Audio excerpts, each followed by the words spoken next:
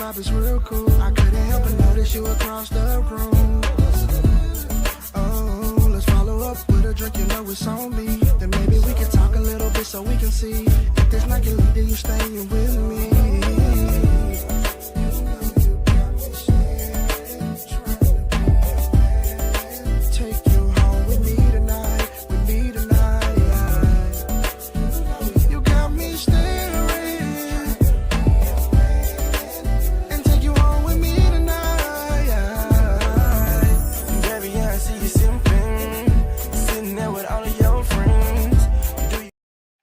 What's going on? What's going on? It's your boy, God.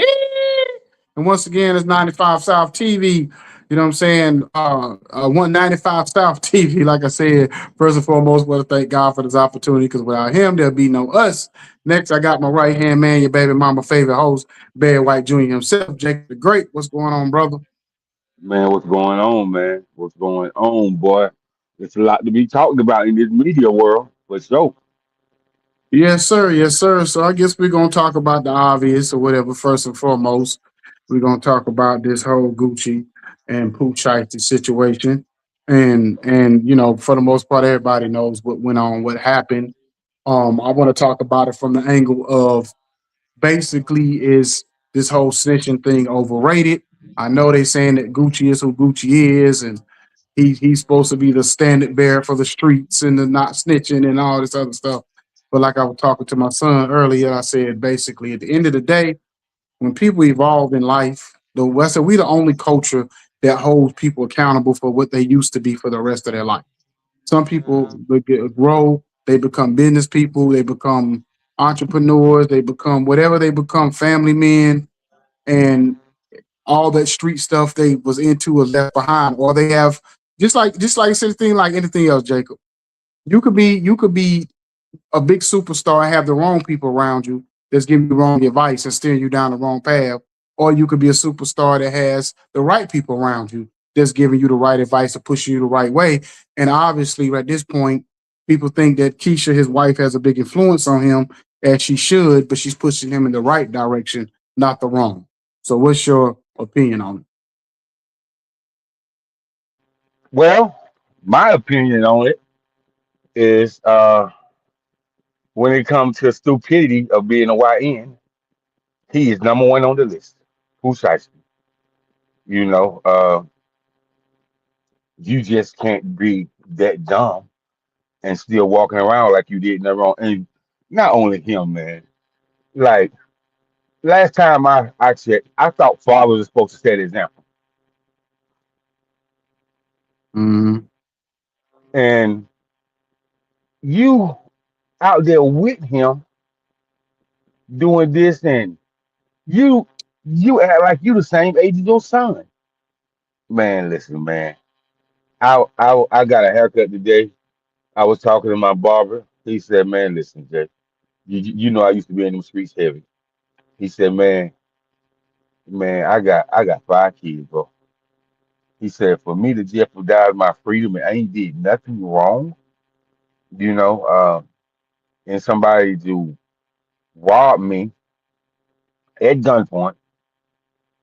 And first of all, I got security that was an off-duty police officer. So if people think that the off-duty police officer ain't gonna tell and write no statement, they crazy.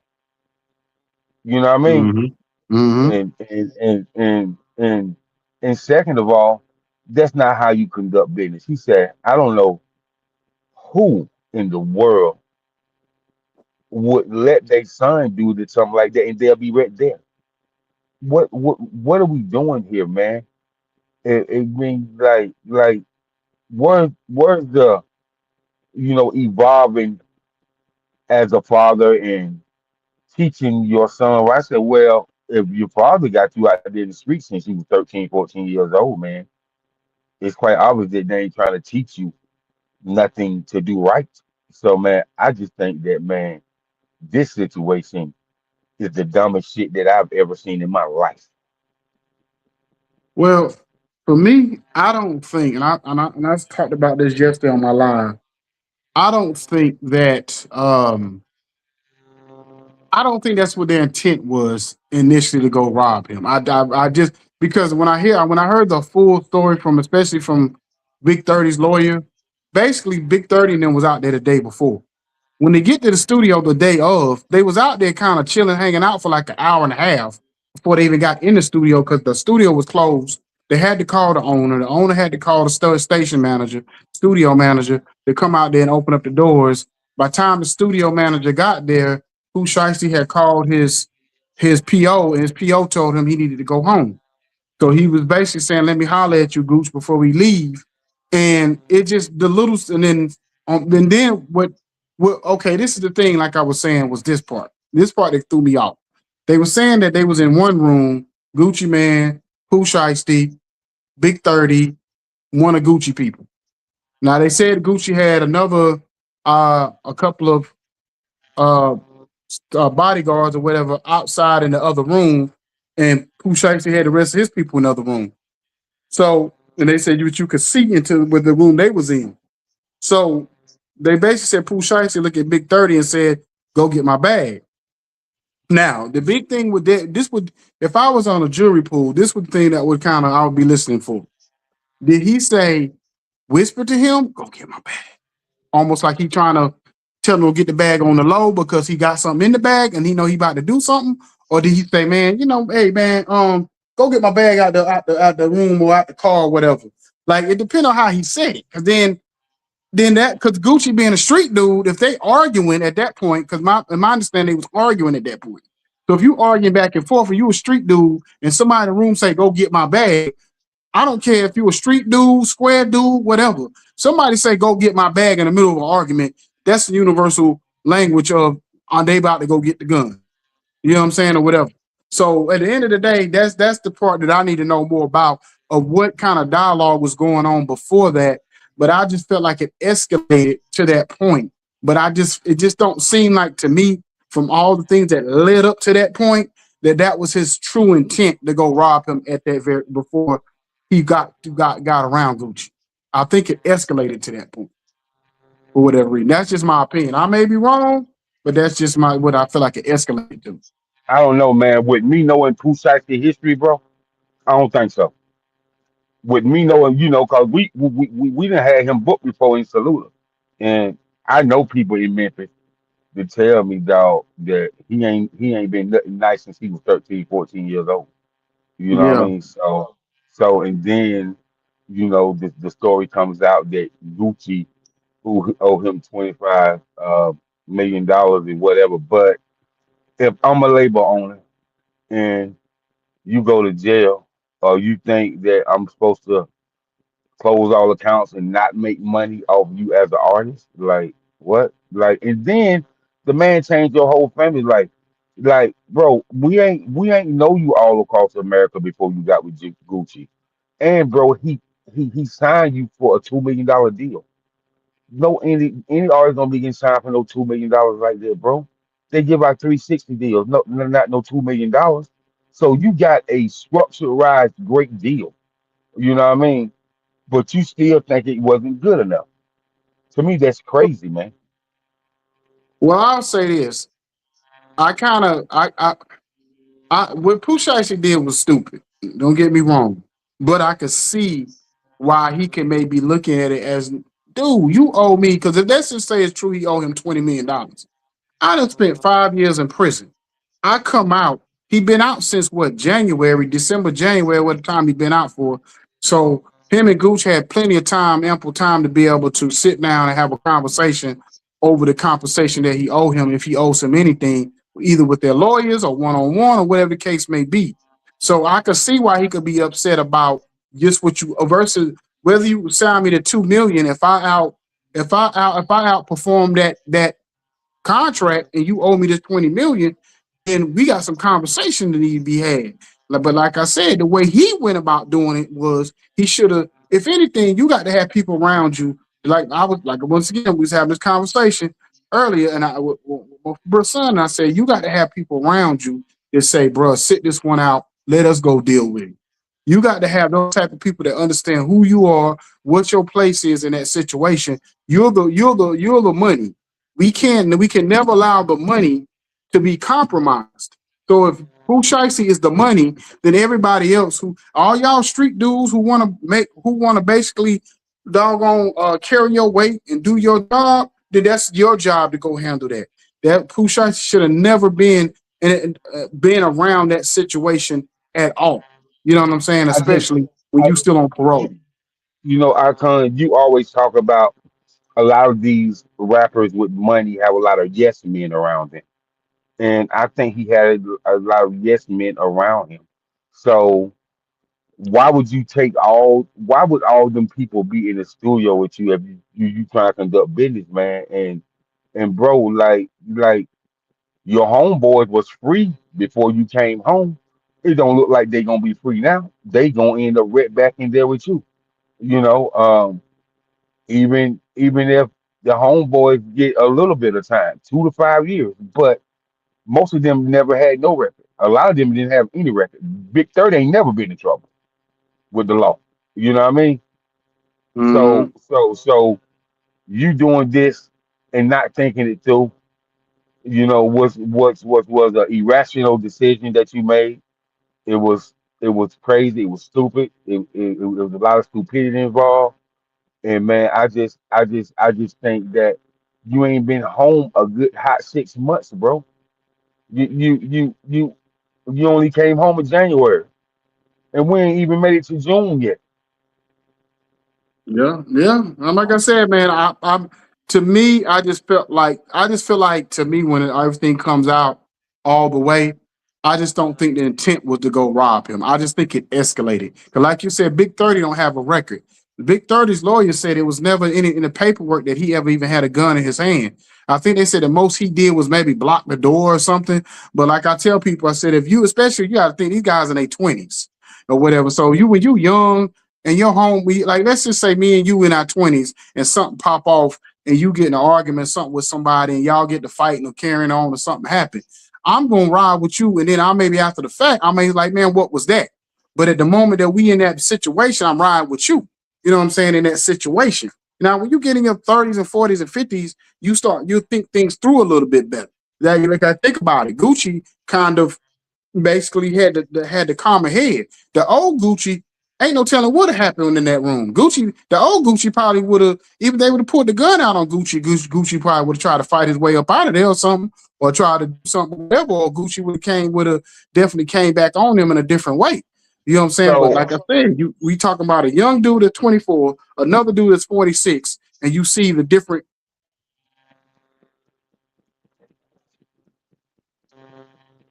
ways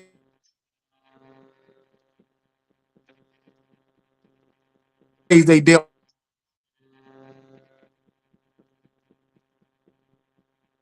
with the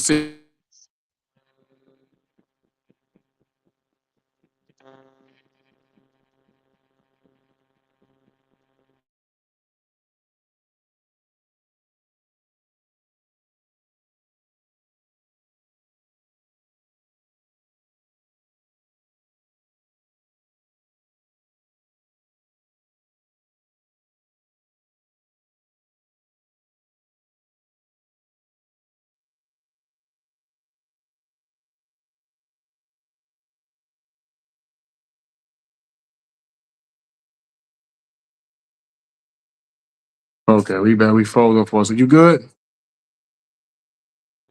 oh yeah, brother, I'm good. I'm good. I'm good. So Okay, okay. Yeah, I'm so I'm we I'm gonna I'm jump. We I'm, gonna I'm gonna say this, I can before we move on. I'm gonna say that if anybody know anything about Gucci, and you live in Atlanta, people ain't gonna step to Gucci not realizing that Gucci is a shooter. He might have calmed down since he got a wife and kids, but he's known to be a shooter. And so, with that being said, I know in the back of their mind they was like, "Man, we can't go in there with that riff rapper when you got nothing that we holding." You know what I'm saying? So hmm I feel like they was holding. You know what I mean? Yeah, yeah, yeah. Well, like I said, man, we'll see how it all come out in the end. But we're gonna move on, man. We're gonna move on to a very topic that may be kind of sensitive to people. It may not be, but we're gonna talk about what's wrong with the church. So the reason why I bring this topic up because I was watching something on Instagram the other day, and it was basically uh this. I'm watching it, and it was like I thought it was a funeral. So they was in the middle of service. People was in there, hallelujah, amen, and all that kind of stuff. The preacher, you could hear the preacher in the background talking.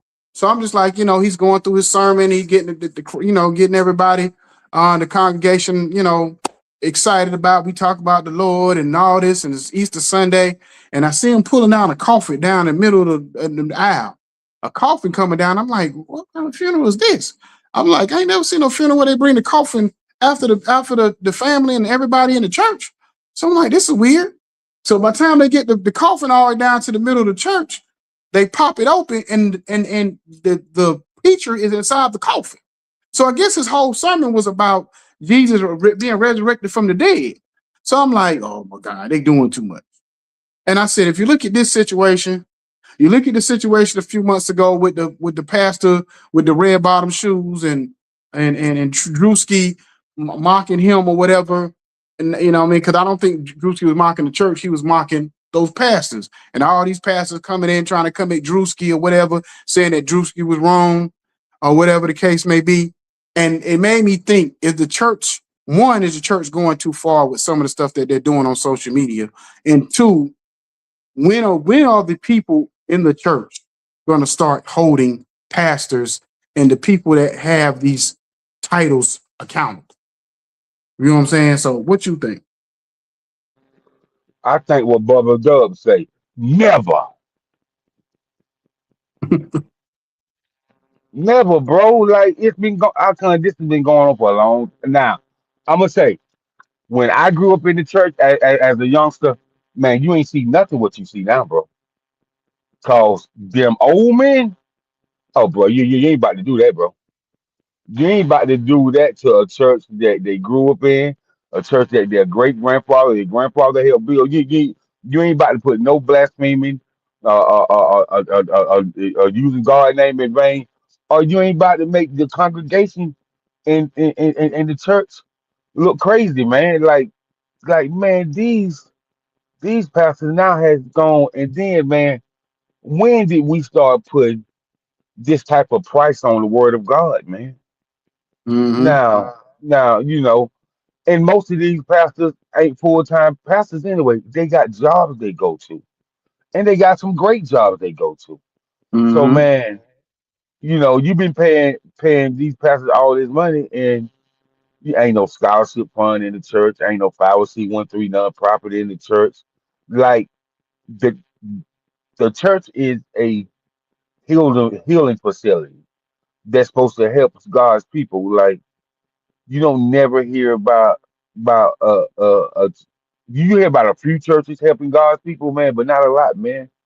Like when Marvin Sapp say, "What you raising $50,000 in one congregation cause you want to donate to whatever you want to donate to," that ain't the congregation problem, man.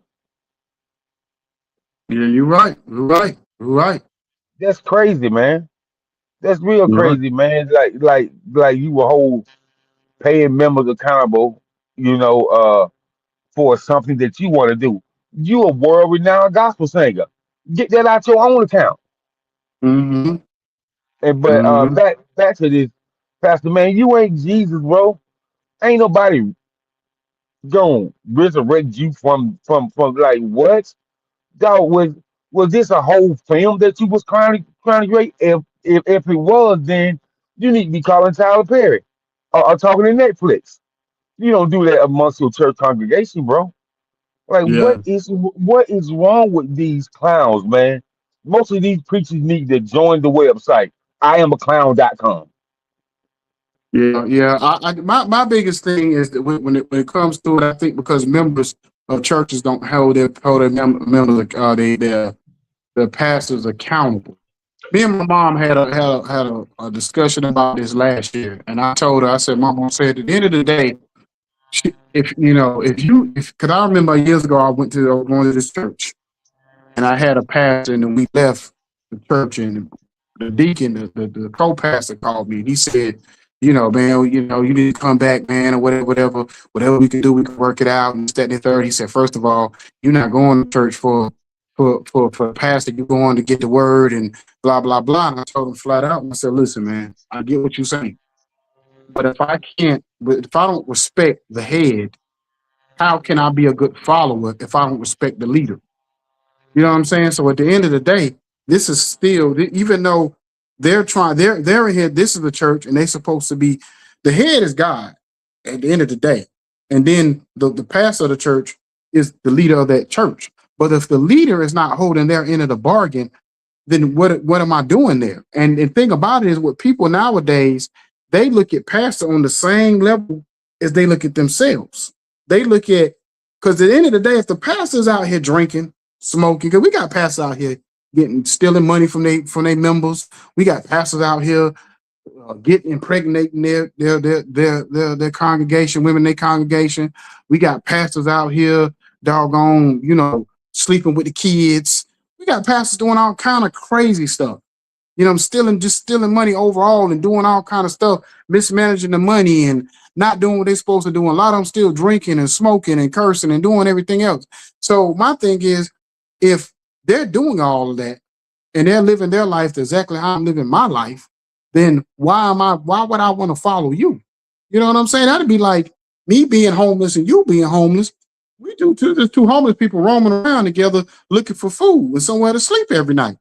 But if I'm homeless and you got a house or you got a good job or you got a business, then I'm trying to get with you because I'm trying to come up. I'm trying to go somewhere. The thing about it is, you don't never see billionaire people hanging around with poor people. So why would a pastor want to be that act the same as his flock? If he's gonna act the same as his flock, then he don't need to be a pastor. You know what I'm saying? Because when you hear a pastor, somebody say, "Oh, the title don't mean nothing to me," that means, you know what you're saying? I don't want to be held accountable. Because if you have a title, because if you was a president of a company, it would mean something to you. If you was a general manager of a restaurant, that would mean something to you. But the fact that when it's come to pastoring and stuff like that, all of a sudden it don't mean nothing to you. You know what I'm saying, or whatever. That means you don't want to be held accountable when we all make mistakes. I ain't saying a pastor ain't allowed to make mistakes, but like I told my mama, it's different between making mistakes. Like, even if you like slipped up and cursed, that's a mistake. But if you slipped up and sleeping with somebody in the congregation and you impregnate her or do something, that's not a mistake. That's something that you chose to do because you had to sneak around and do that. You had to find time to do that. So that ain't no mistake. That's just something that you wanted to do. You know what I'm saying, or whatever. So it's different between making mistakes. Then, you know what I'm saying, even if you mismanage the money, you might have mismanaged money by accident. That could happen. But when you doing the other stuff, and you leading the congregation in a certain path in a certain way. If I really got in here and told y'all some stories about the churches I've been in, you know what I'm saying, that'll blow your mind. But I ain't gonna go there tonight. But yeah, go ahead. Well, my thing is the people that's over these churches, man. Because every church have a region or a district, right? And the Mm-hmm. people that's over these churches, the elder, the bishop, and stuff. Are you really checking to see what's going on in the churches, Mm-hmm. or is the congregation having these conversations with the bishop and the elder and telling them their grievances, man? You know what I'm saying? Mm-hmm. Because I feel like the congregation sit there and see stuff and don't say nothing. So I feel like a lot of people in the congregation should be held accountable too. Yep. You know what I mean? Yep. They think Mm-hmm. that you ain't supposed to say nothing to a person because they're a pastor. What they flesh get weak just like yours, and they human just like you. So why are Mm-hmm. you not supposed to say anything? Yep. Yep. Because think about church too. I don't think pastors should get paid. Because think about it, pastors are the only people that get paid in the church besides the musicians in most churches. I don't know about these mega churches, but your average everyday church, the only people that get paid is the pastor and the musicians. The deacons, the co-pastor, unless he preaching at a different church or they take a love offering for him or something when he preaches that Sunday. But the ushers who have the hardest job in the church, they don't get paid. Like I said, even the people like after church when they have different special occasions when they feed the church, a lot of times they don't get paid. You know what I'm saying, or whatever. So it depends on the church. They may pay them a little something, depending on the church. But for the most part, a lot of time they don't get paid. So at the end of the day, why is the pastor getting paid when nobody else getting paid? You know what I'm saying? At the end, so like you said, you might have to keep your regular 9 to 5. What are you doing Sunday through Saturday where you can't work a regular job? I don't. I may be wrong. What is the pastor doing all week long, other than maybe visiting people, calling, making calls? Well, he can't do that when he get off of work. You know what I'm saying? What is the pastor really doing Monday through Saturday when he can't work a regular job to keep his household? Why does church members have to pay a pastor to run his church? I would love to have a pastor on here to ask those questions. Why do you have to not? Why you can't work a regular job and you have to depend on poor people to pay your salary? Because the only people that really beg for tithes and offering a lot of times every Sunday is poor. It's poor churches. The church is it's more poor churches than rich churches. There's probably if you count how many mega churches there are in America, it's probably maybe 100, but it's probably 10,000, 20,000 poor churches, churches that rely on poor people to keep their building open when they can barely pay their own bills, and they're asking for 10% of their income. Think about this, Jacob. You let's just say you are a retired person or you're a person you get $800-900 a month in this economy and you tell me I got to give you 10% of that, that's $90. That's a lot of money to a person who doesn't have a lot. And even if you go up, let's just say I'm making $2,000 a month, you know what I'm saying, or whatever. If you tell me I got to give you 200 of that, 200 is a lot of money for some people, especially if you got a kids, a house, car note, and everything else to go along with it. That 200, it dents your pocket in a major way. And then when you tell people who basically live on the thought of where if you pay your tithes regularly, you know what I'm saying, God gonna bless you, he got you. Not saying God ain't gonna have you, but we've seen it's in the Bible. It say God blesses the just and the unjust. So if God blesses the unjust and unjust, why does God need your money for him to bless you? If he gonna bless you in times when God bless people, even when they not doing the right thing.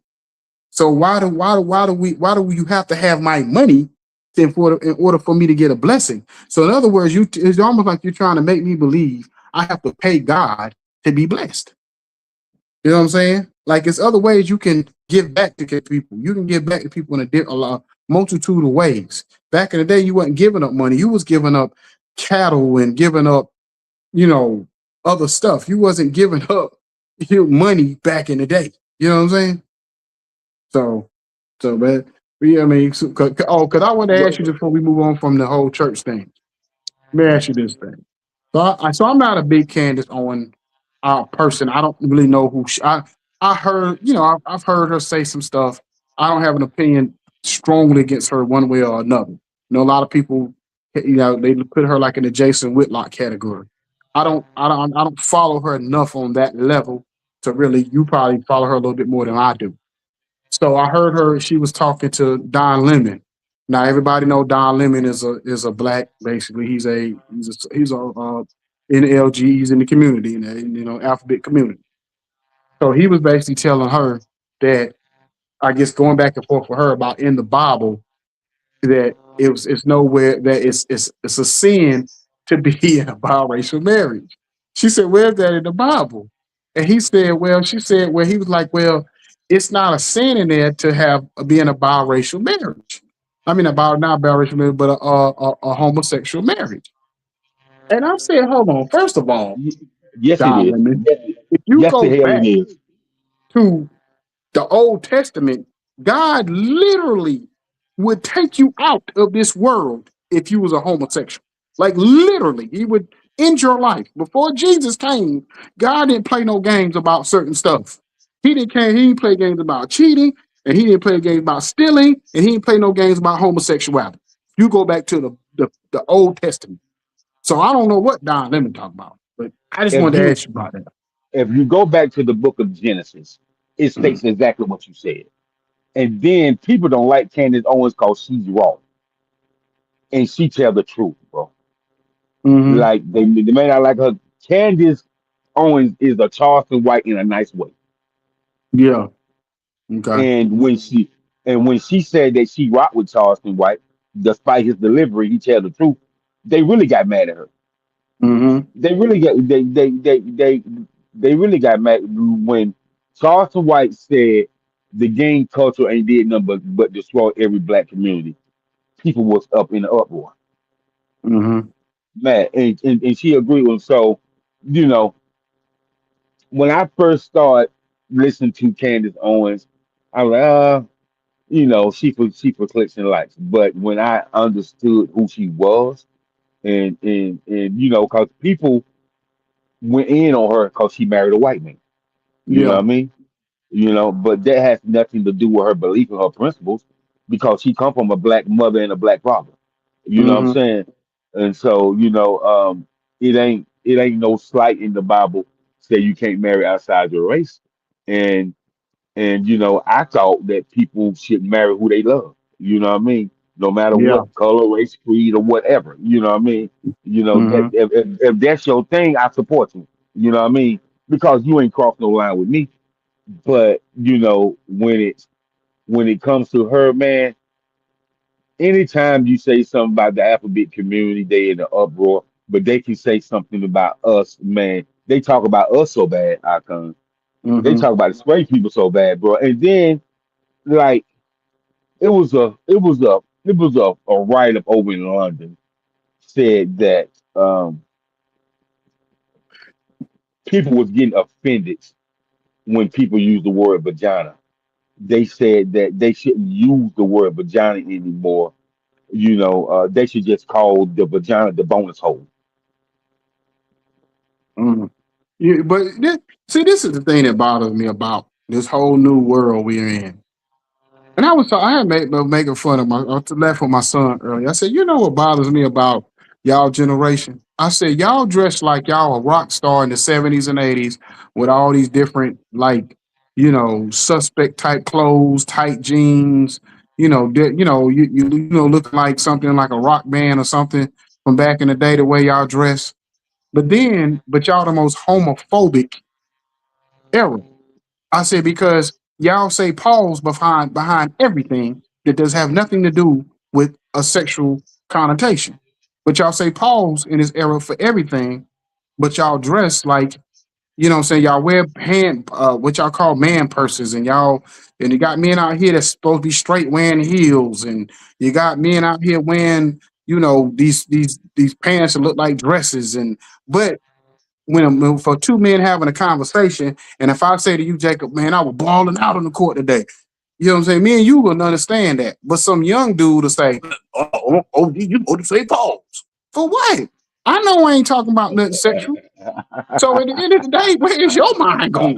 Because Hell no. my mind ain't got nowhere Oh near where man. you at.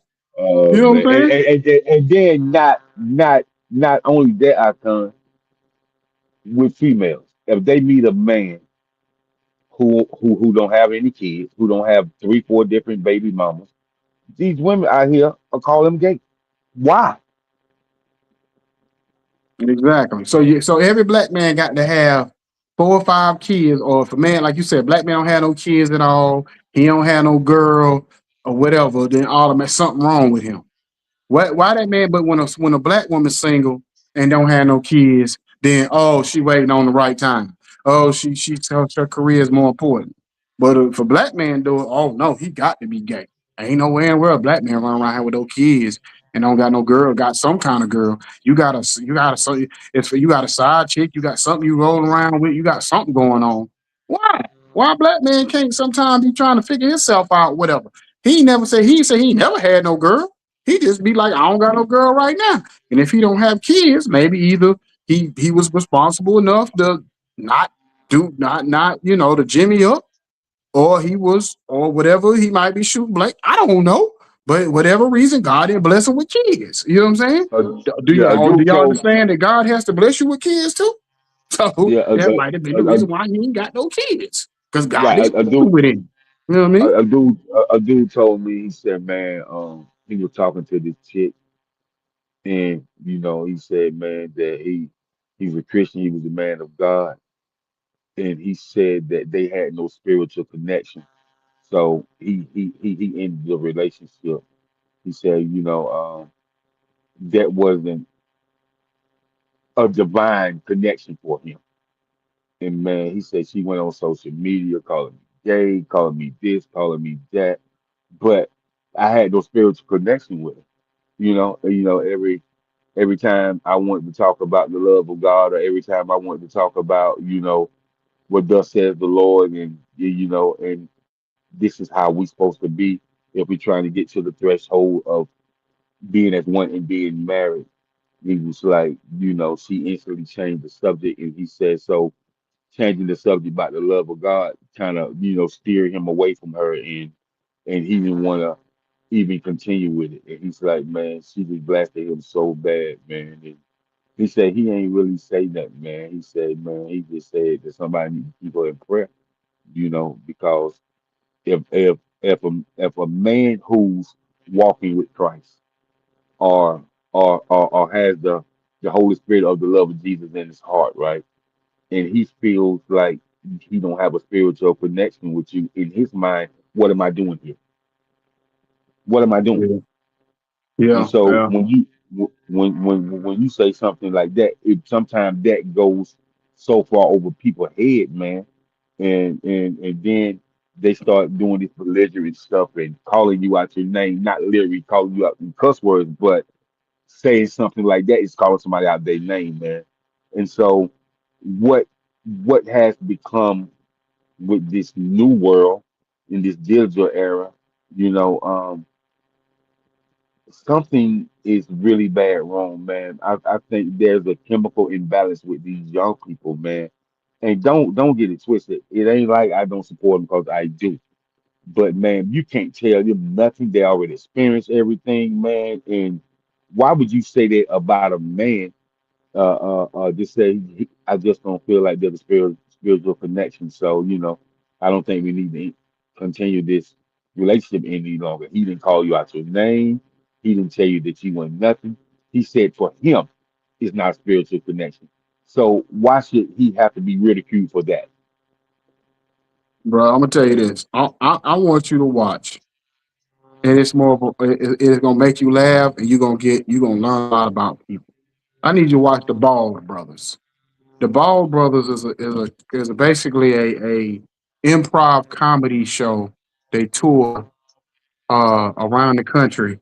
It's kind of like 85 South, but not as ghetto. You know, they're not as hood, whatever. But it's the guy. One of the guys on that show called Churchy.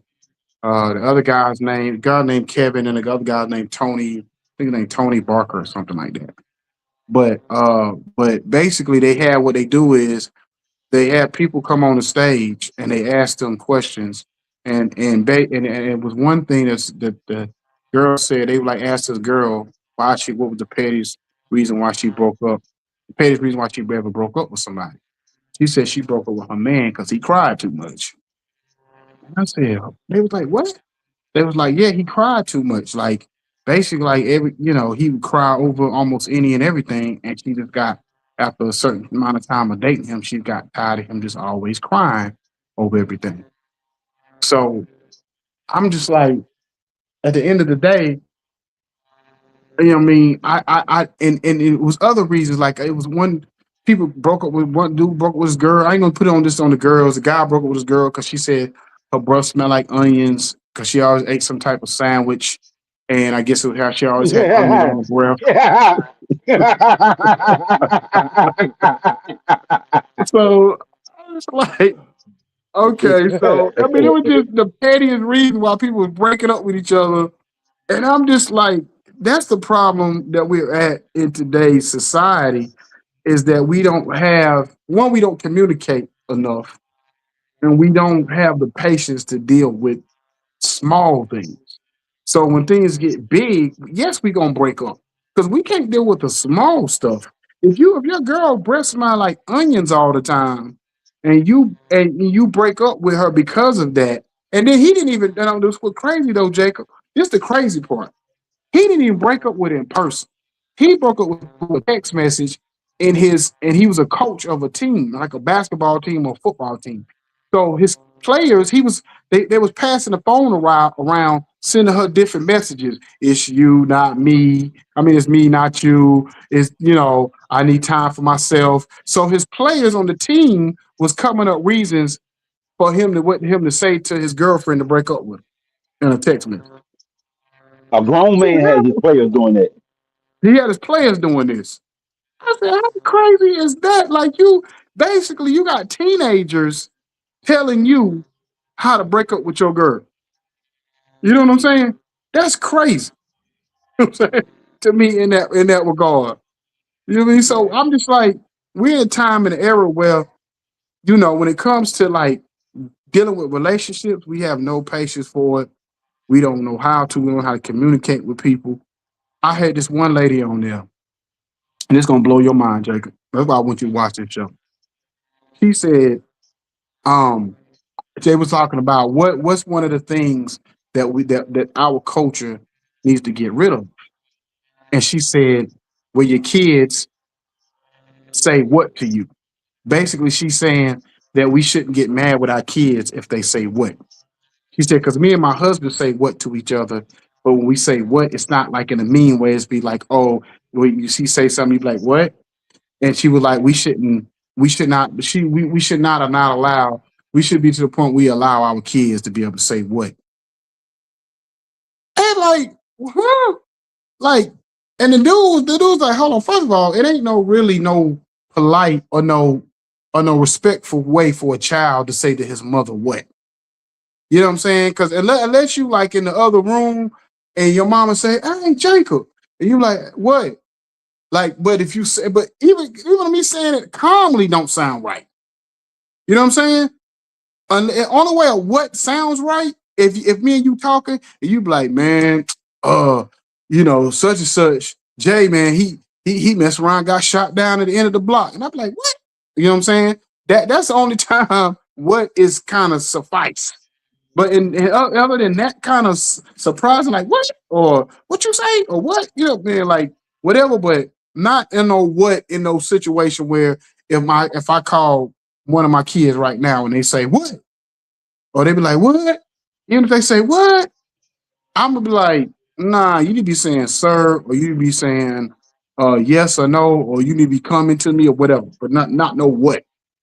You know what I'm saying? So I'm like, that's another problem. Every parent, we just a whole other conversation. Man, Everybody I want to be couldn't friends with their say that kids. that's the problem.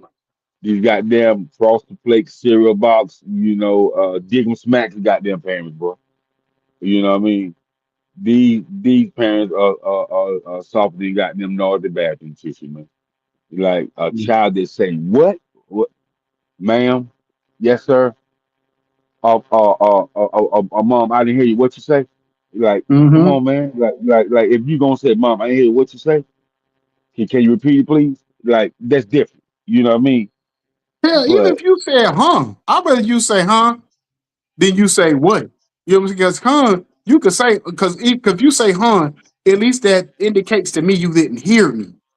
You know what I'm saying? But I know we always make that joke. If you you can hear. But in reality, most cases, if a person say then that what they're really saying is I didn't hear what you said. You know what I'm saying? But if you say what, it's almost like if I say, "Hey, come here," and you say what, if you having an attitude like you don't want me, you want me, what you really telling me is you don't want to be bothered. That's what means to me if I call your name. You know what I'm and then saying? and then how you gonna tell me you don't want to be bothered? You don't pay no bills. You don't pay no car note. You don't pay no mortgage. You don't pay no light bill. Like what? How you gonna Mm-hmm. tell me you don't want to be bothered and you living in my domain? That's Exactly. crazy, man. These Exactly. kids really got the game messed up, man. Like Mm-hmm. they are boy. Listen, I don't know what happened. I can tell you what happened. These goddamn white people talking, oh, don't talk to your kids like that. Oh, you gotta talk to them in a different manner so they understand what you're saying. Like you don't want to traumatize their emotions. Traumatize their emotions. What? Bro, Society gonna traumatize their emotions. What you mean? I'm gonna say this before we get out of here. I was watching this documentary with Tay earlier today, and they were showing these YNs out in New York and Bronx and Manhattan, but mainly in the Bronx area, a little bit of Harlem. These On kids run YouTube. around and create these gangs. These kids are On YouTube. 10, 11, 12, 13 years old. stabbing each other up. They don't even need guns no more. They stabbing each other up. Then after they unaliving each other, they making songs on it talking about they smoking on their dead op. And all I was thinking the whole time while I was watching is, where are the parents? I get when you get those your 20s and you out here running around 18 to 20 something, you running around in these streets, you your own person, you your own man. But there's no way, first of all, your 10, 12, 11-year, 12, 13-year-old child shouldn't be running around outside all day anyway. Once you come home from school, get your butt in there, do your homework, get you a snack if I'm not home yet from school, from work or something, and then when I get home, then you know what I'm saying, I cook dinner and then you take you a shower and take your butt to bed, especially during the It's school crazy. year, whatever the case may be. It's crazy you say that, son. Even though you had a different delivery, Charleston White talk about the same thing, the same exact thing you just said. Hmm. See, that's the And then thing. he, People don't want us and to then go on he, there. We start talking like that, like Charleston White. Well, yo, stupid. Just like when he said thing about the baby. And people said it was funny because, okay, so I guess he made a comment about Kobe and his daughter. But he was talking about the baby and how the baby mama basically of the child. It was a child that got unalived in Dallas where somebody shot the guy outside of a apartment, I think it was, or it might have been a yeah, gas yeah, yeah, station. And yeah. they kicked, They said they was in a rural part of Dallas, and this dude would be playing with his kids and playing and having music playing, but he out there every day with his kids. I know exactly what you're yeah, talking about. and they shot the him and they shot the baby by the child by like the child like 5 years old, and they killed him. And the baby mama was saying how she was gonna bury her baby in Gucci and Prada and all this. And Charleston White was basically making fun of the mama, talking about you ain't talking about trying to get in the baby, trying to get a fund or something for the baby, and the money you getting to put it back towards something. You talking about spending all the money on some how what you gonna bury the baby in. And I guess you know how Charleston White is. He like F the daddy, F the baby, F the baby mama, whatever all this. And people said he took it too far. And then at the end, it went to the Kobe thing. And the Kobe and his daughter, whatever he said about that. And I said, my thing is, this wasn't about that. It was about the Kobe thing. Because everybody like, oh, if you say anything about Kobe, there's no Kobe slander. And I'm just like, at the end of the day, we can't pick and choose who we gonna really, really stand for. If we're gonna stand for, we stand for. We're gonna stand for it all. We're gonna stand for it all. We're gonna fall for it all. We're gonna fall for it all. That's why I would always say to people when we seen certain artists, I ain't gonna name no names. When we seen certain artists doing certain crazy stuff on stages and stuff like that, and nobody said nothing. And then Boosie came out and said what he said, and people thought he was homophobic and this, that, and the third. I said at the end of the day, if we gonna allow this, then we have to allow this over here. So if we're gonna allow this, or if we're gonna allow the alphabet community to do what they're doing, then when somebody has an opinion, then we have to accept it all. We can't say they can do what they want, but then this person can't have an opinion over here. You know what I'm saying? That's not how we can't operate in that world. You know what I'm saying? Because at the end of the day, then we're gonna have to start laying the hammer down for it all. You know what I'm saying? Especially when this whole thing about kids under 18 having sex changes. That should not even be a conversation. You know what I'm saying? At all. But anyway, that's a time for another day. You know what I'm saying? We back. We took a couple of weeks off, y'all. So we back on the groove of things. Hopefully we have a guest for y'all to be. I know y'all love when we interview people. So we try to have these insightful conversations every now and then. So we all real people, but every now, but we try to keep y'all informed with the guests too. But anyway, y'all, another great show. Another great weekend. Y'all have a blessed one. See y'all on the next go. Brown skinned girl, and she knew I was out to go and clear my mind.